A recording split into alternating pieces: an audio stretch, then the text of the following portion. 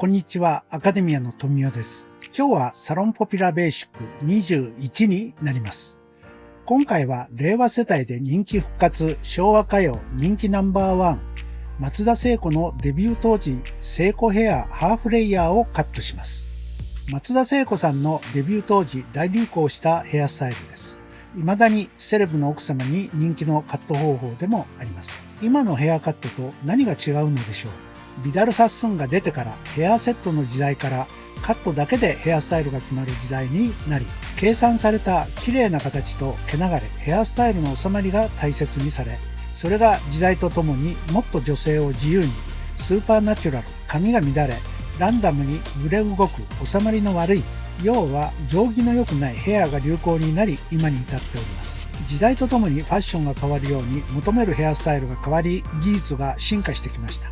今回カットするハーフレイヤーは毛流れや毛艶、収まりが良いヘアになります。ですからあまりそぎを使えません。しかし変わったのはカット方法がなるべくシンプルに素早く効率よくカットするようになったことです。女性が社会進出し男性と同等に活躍する時代にはスピードが求められるようになり、素早くカットするために効率的にカットする方法へとシフト変換してきました。ですからやり方は簡単になり、数回練習すれば誰でも簡単にできるようになります。仕上げ方もドライヤーとロールブラシだけで仕上げたり、ナチュラル乾燥などスタイリング剤とともに進化してきました。このチャンネルは世界各国の言語で見ることができます。YouTube の翻訳機能を使いご覧いただけます。では早速動画をご覧ください。はじめにブロッキングですが、何回かやってますので、このチャンネルをご覧の皆様は知っていると思います。横から見たラインの取り方ですが、特徴はアウトラインと同じ形に第一ブロッキングのブロッキングラインは取るということです。目尻の上がったラインから自分が作りたいアウトラインにこのように斜めに取ります。ではカットを始めましょう。後ろもこのように U 字に取ります。横から顔の顎ラインを確認して襟足の長さを決めます。なるべくカットを早くするために少し髪の厚みがありますが、いっぺんにカットします。バック部分は三つ襟より少し内側の5センチ幅ぐらいに分け取り、頭を少し前に倒して内側が短めに切れるようにします。イメージした長さより少し長めにこのようにカットしてサイドから見直します。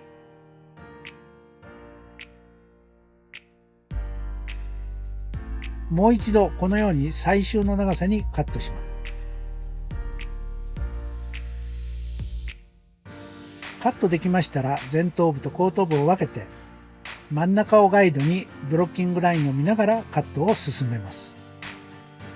もちろん前方向に角度15度といった角度を決めて前上がりにカットしても構いません。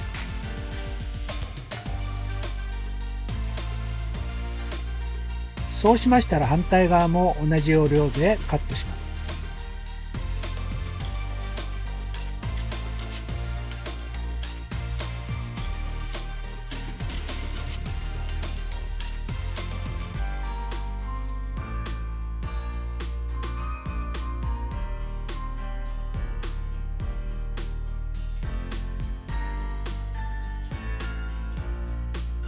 バックができました。左右対称かどうか確認後、フロントサイドのカットに入ります。フロントサイドです。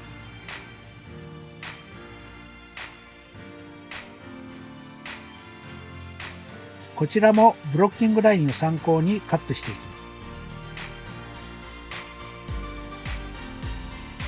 はい。こちら反対側も同じようにカットします。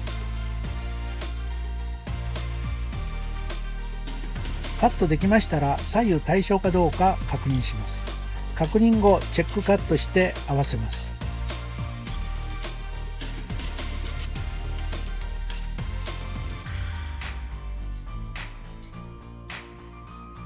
次にトップセクションの髪をきれいに放射状に溶かし、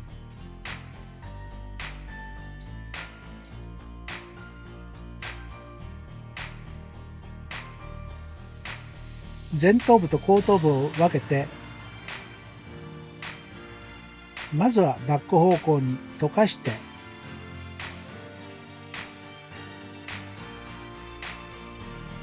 下のガイドに合わせてカットしていく。次に横方向に溶かして下のガイドに沿ってカットしていきます。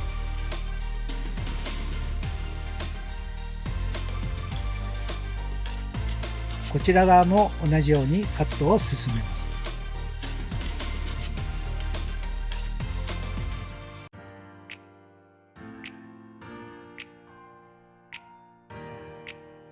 フロントサイドも下のガイドに合わせてカットしていきます。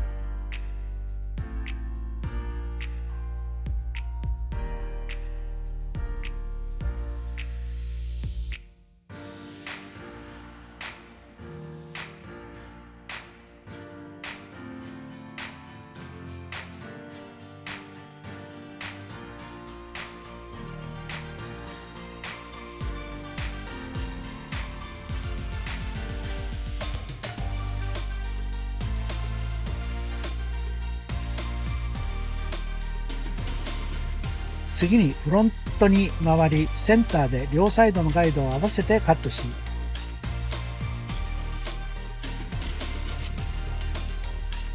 そのガイドをもとに両サイドをチェックカットします。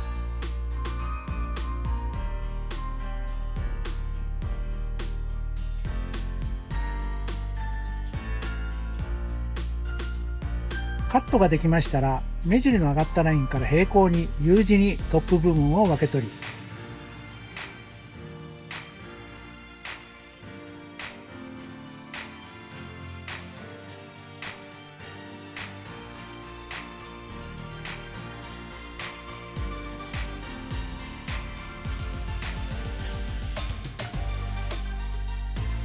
前髪部分を前に引き、前髪の長さをカットします。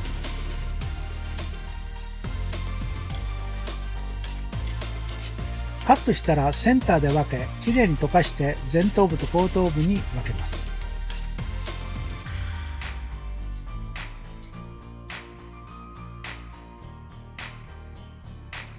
この時にここの耳の付け根の部分、前方向に分け取ります。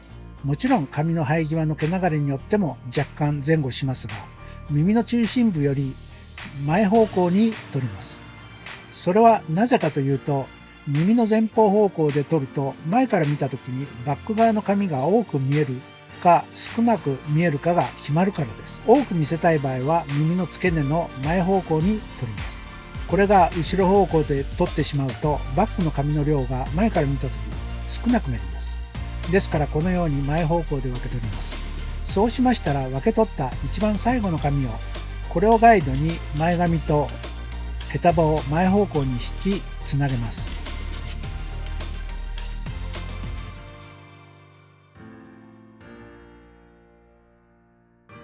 反対側も同じです。この最後の髪と前髪をつなぎます。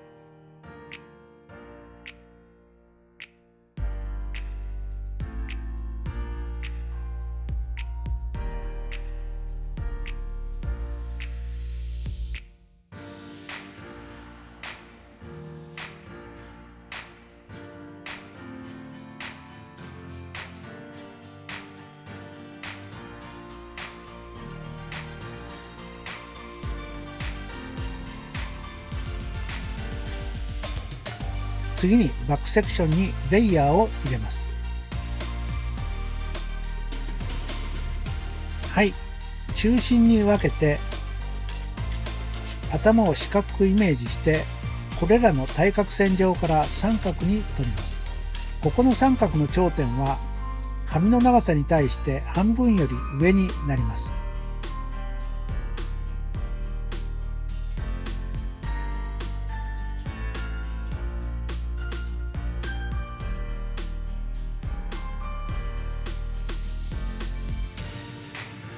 だいたい3分の1ぐらいでしょうか。半分より上の方になります。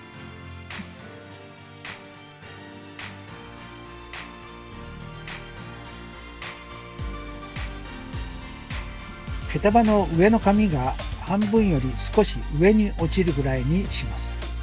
はい。ではセンターに集めてカットします。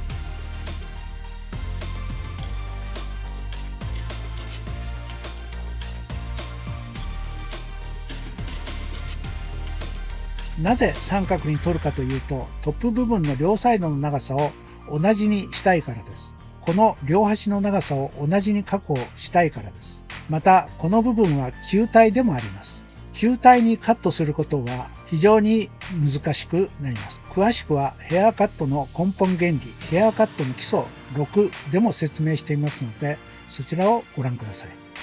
センターに分けて斜めスライスに近い縦スライスでカットします。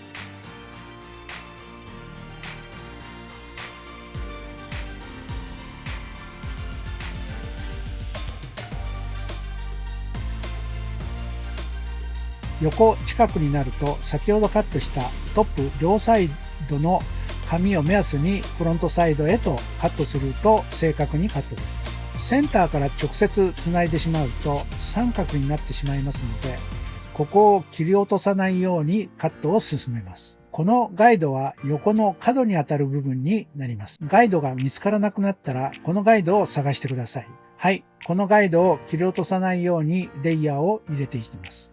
そうしましたら反対側も同じようにカットを進めます。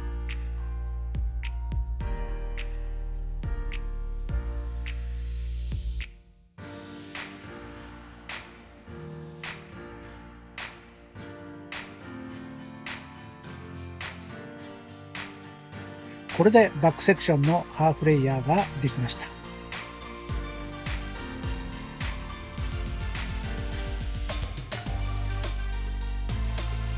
ではフロントサイドです。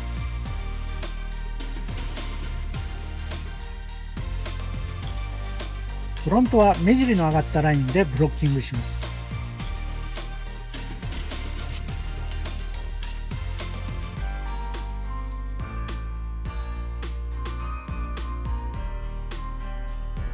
フロントサイドは斜めスライスに取り、先ほどカットした前髪、この紙をガイドに下の紙の厚みを残しながらレイヤーをつけます。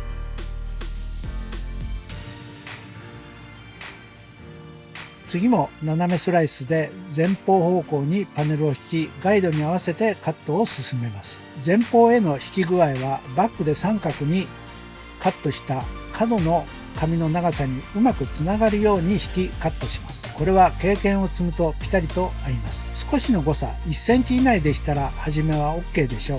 慣れないうちは1センチぐらいの横スライスで前髪ガイドとバックのガイドを横につなぎ、それをガイドに前方方向に引いても構いません。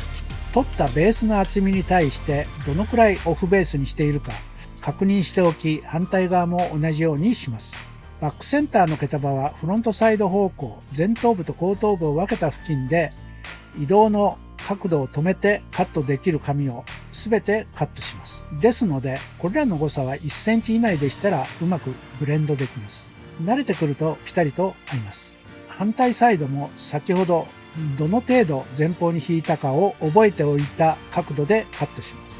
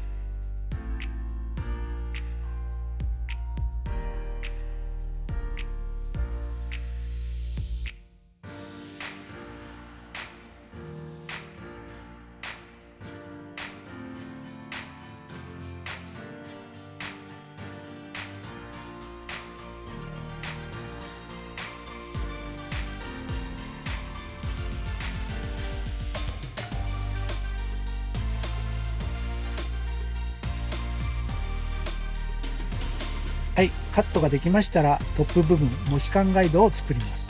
バックで作ったガイドと前髪の厚みを残したガイドを結びます。この時に前が短くバックが長くなるようにカットすると、髪が横に落ちた時に後ろへ流れやすくなります。カットができましたら平行に毛束をスライスしてモヒカンガイドに合わせてカットします。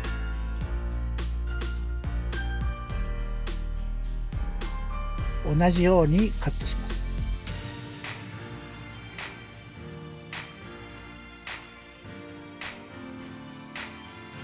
このように前が短く後ろが長く切れていると横に落ちた時に後ろに流れやすくなります。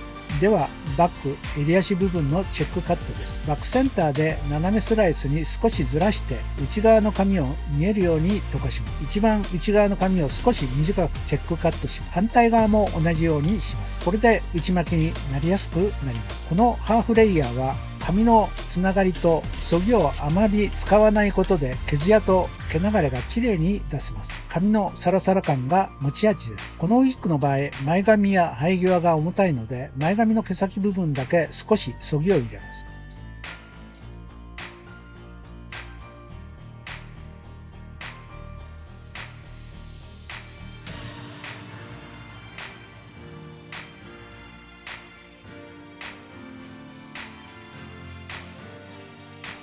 あとはこのもみあげのところ、アレンジも効きやすくするためにそぎを髪を浮かせたい時にキープできるような角度で入れておきます。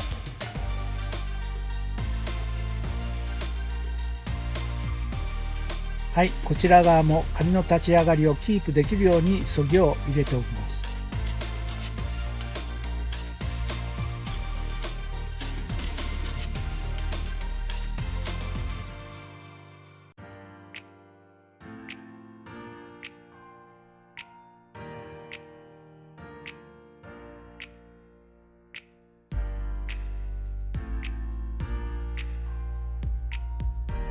はい、カットの仕上がりになります。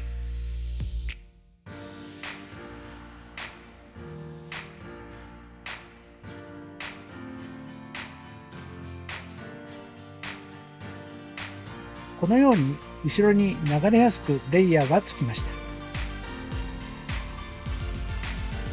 ではブロードライしていきます。髪をいろいろな方向に溶かしながら乾かしていきます。内側は内巻きになるようにかけていきます。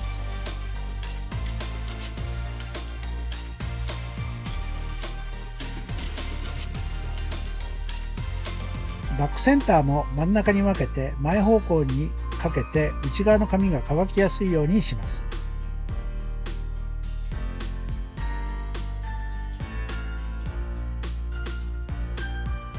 内側は内巻きにします。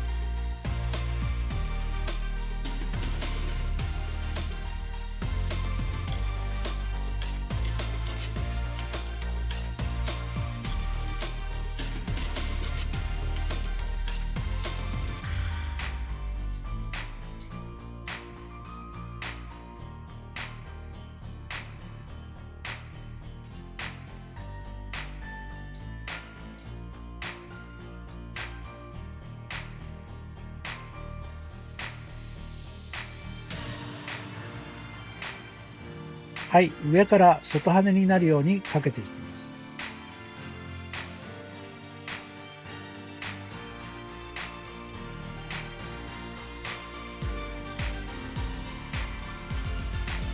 前髪も後ろに流れるように外羽にかけます。前髪は内巻きにして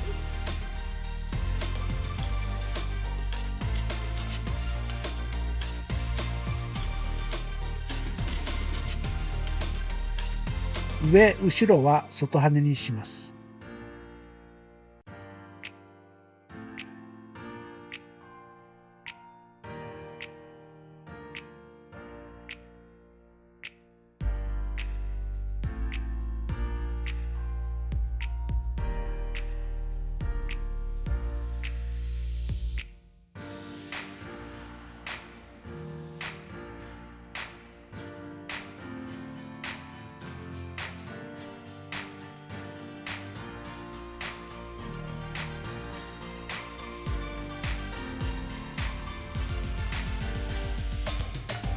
ある程度形ができましたら、ロールブラシで C カールをつけていきます。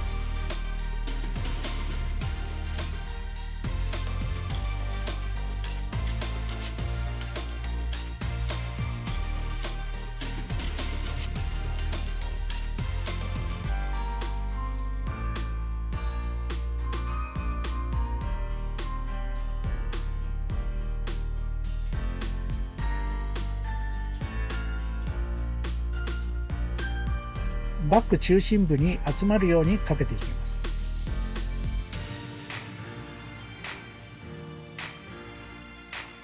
前髪は1回前に巻く。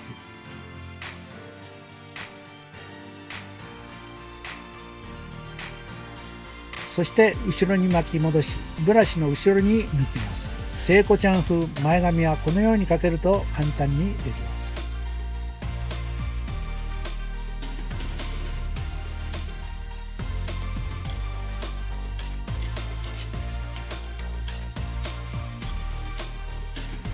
バッグ、このようにロールブラシをかけてスケルトンブラシでカールができすぎたら少し伸ばして調節します。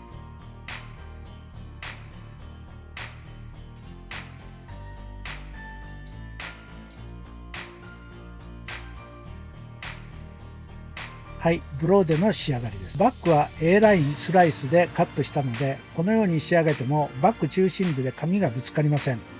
多くのお客様がこのような仕上げを好みました。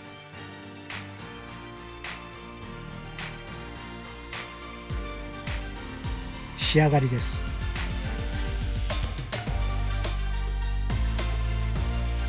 はい、プラスでアレンジヘアの仕上がりです。また同じカットで未だにセレブミセスに人気のヘアスタイルに仕上げてみました。桜井よしこさん風といった仕上げのアレンジです。はい、以上になります。では図解でも確認してみましょう。まずはブロッキングです。A が横から見たブロッキングラインです。切りたいアウトラインと同じようなラインに取るのがポイントです。B はバック U 字に取ります。まずバックセクションを真下に溶かして内側が短くカットできるようにお客様の頭を前に倒します。こうすることで内側の髪が短く切る。はじめに横から見て顔を確認後、襟足の長さをイメージして決めます。A のようにバック中心部を床に平行にカットします。イメージ通りの長さにカットできたらバックサイドをカットします。前頭部と後頭部を分けたらバック中心部の髪をガイドにブロッキングラインを目安に少し前上がりにカットします。この時に毛束を少し前に引きグラデーションをつけます。前方15度ぐらいでしょうか。反対サイドも同じようにカットします。カットができましたらバックの両サイド同じ長さに切れているかどうか確認後フロントサイドに移動します。A がバック中心部です。これをガイドにバックサイド B 緑の部分を上のブロッキングラインを見ながら前方方向に引きながらカットします。両バックサイドの髪を同じ長さにカットできたらフロントサイドをバックのガイドと上のラインを目安に斜めにカットします。もちろん反対側も同じ要領でカットします。次にトップ部分を下のガイドに合わせてカットします。ブルーの部分です。新たに目尻が上がったラインで U 字にブロッキングします。前方方向に引き出し前髪の長さを決め床に平行ぐらいに毛束を持ち上げてカットします。前頭部と後頭部を耳の付け根の前方向で分けております。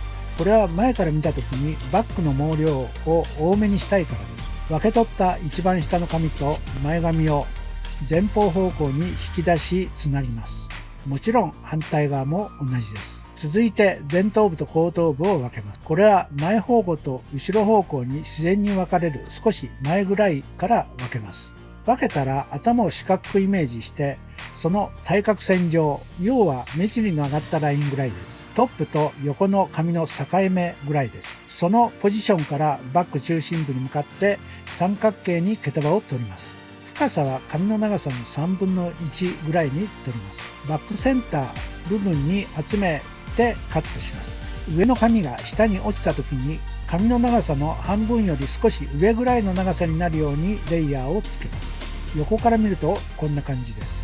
次にセンターで分けて縦スライスに近い斜めスライスでレイヤーをつけます。フロントサイドに近づくにつれてトップで作った横の角を切ってしまわないようにします。上から見るとこんな感じです。フロントサイドは前から後ろに向かってカットしていきます。前が短く後ろに行くに従って徐々に長くなるようにカットします。左右同じように前方方向に引き、スライス幅も同じにします。前頭部と後頭部を分けた付近で毛束の前方向の引きは止めて、その位置でバックの髪をすべてカットします。反対側も同じです。はい、今回は以上になります。レトロな髪型ですが、当時多くの人を魅了した髪型でした。今なおベースになっているカット方法です。ウルフカットにしてもハーフレイヤーにしても流行は繰り返されます。しかし同じ位置に戻るわけではありません。今の人たちが新たな魅力で着こなすのでしょう。ここにそぎやパーマ、アイロンなどを使ってバージョンをアップします。では皆さん、いいねボタンとチャンネル登録よろしくお願いします。また概要欄に過去動画も記載していますので、よかったらご覧ください。ご視聴ありがとうございます。またお会いしましょう。さようなら。